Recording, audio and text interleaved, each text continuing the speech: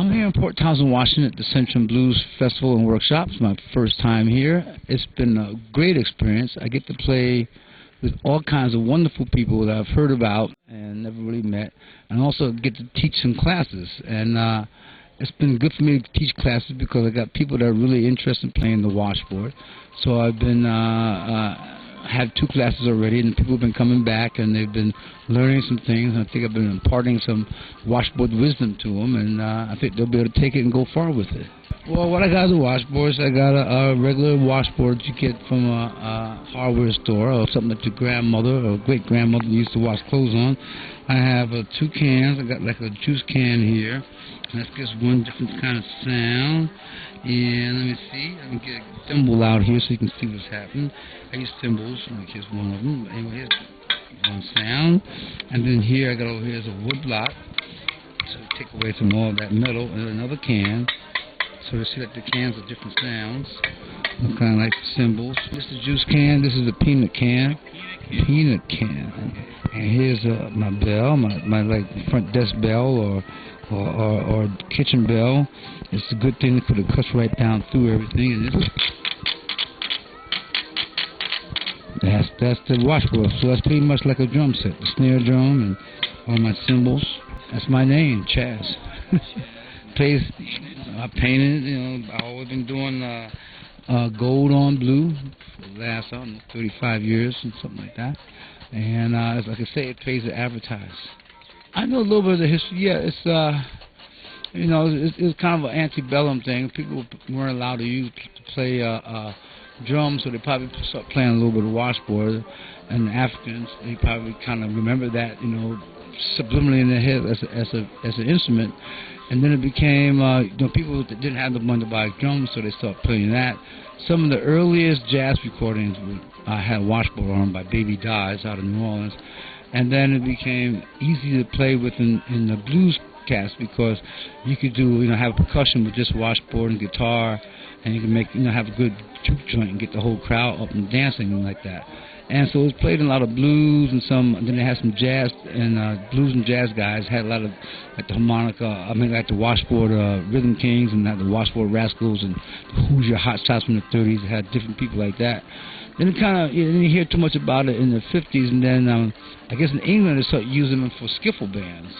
And then also then the big folk scare in the 60s, people started using them, and then again started reviving them again.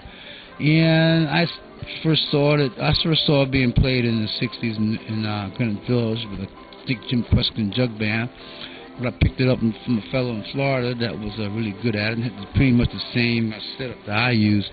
And I've been playing it since 1971. This is now 2009, so that makes it a long time. I got a bunch of bands in New Orleans. I got my Washboard Chaz Blues Trio with the washboard guitar and natural steel guitar and harmonica. Then I got a little rock band called the Tin Men with washboard, a resonator guitar, and a sousaphone. I got a traditional trad band there with 7-piece trad band that plays traditional New Orleans music. And that's called the Palmetto Buck Stompers.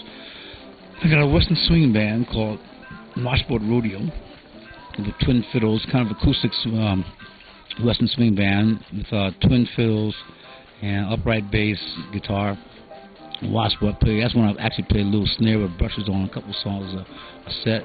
I got a little folk trio called the Merlotone with washboard and 2 guitars. We get to play around. Plus I sit in and different stuff, and I've been on, about 120 recordings by now, and I kind of do a lot of session work also in New Orleans. My wife and I, we've been married for 25 years. She's a published poet. She's been working in college library for the last 25 years. She's not crazy about that, but that's what she does for a living.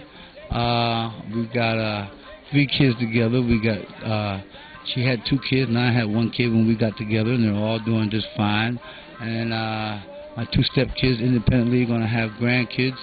For us, grandkids are like about a month and a half apart. So I'll be a granddaddy I'll be a granddaddy in this fall, and also I'll be 60 in about 2 months. Musicians don't retire. You talk about retire. Let's just retire. I'll probably maybe play less and less gigs. As long as I'm able to play, I'll be playing. That's what I love to do. I got I'm the luckiest person in the world. I get to do what I do, playing washboard. Can you imagine that? I make a living playing washboard. And I don't play Cajun or Zydeco music. I play blues and jazz, rock and roll, country, bluegrass. I play a lot of different styles, but not Cajun and Zydeco. So, but I make a living be able to do this. And it's, for me, that's the best of the world. Mark Johnson saw me playing after, it was like right around this time, like July of 2006, and he saw me playing. He told me about the project. And so I did it in front of this club I always played at in New Orleans. And, you know, I went to, did the Stand By Me, and I listened to it. They had the headphones, listened to the recording. That's how they all did it. Everybody listened to everybody else. And I did a couple other songs. I think one of them was for sure was Mystery Train, that's by myself. Yeah, Mystery Train. That was this, that's the Junior Parker song that Elvis Presley made famous. And I was just doing that solo by myself, singing it. I do that myself in my band. And then he put on my guitar player later on in another part of town. He played on to that, and that's the one that's been on the TV and stuff, and on like the Play for Change right now. I guess every week they release a different videos. This right now, I guess this is our week for that. But that's been amazing. I mean, like the Stand By Me has got millions of hits. The other one, Mr. Train, has got a lot of hits I've heard. Townsend, you told me this a little bit ago. And I kind of forgot about it until it started, all of a sudden it came about a year ago, year and a half ago, and really started happening. And it's kind of got my name and my musical abilities out there. So it's been good.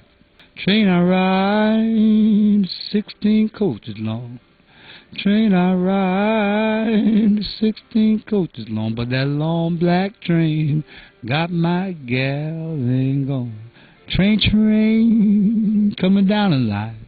That train coming down the line. That long black train, bring my baby back home on time.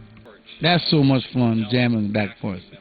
Yeah, all the faculty members, they're all really great musicians, and I was, when we had our presentation at the beginning, when we first got here, I was like, man, I want to play with that one, and that one, and that one. And so I get to play all these really great players, some really cool people, men and women. And it's been fun playing with the African cats. I get to do some of those African rhythms and things. And I get to play with guys I've heard of, and some people I've met before, like Mr. Grasso and Steve James, but some people I have never met before, like Dick Franklin and people like that. And so it's really been a fun experience. If you're a musician, you share your music with other musicians and with people generally. But you get a chance to like pick each other's brain and get together and just explore your music and probably come up with different stuff. And it's really magical when lots of things happen. This is a magical place here. On the back porch, we just had like a really great little jam session.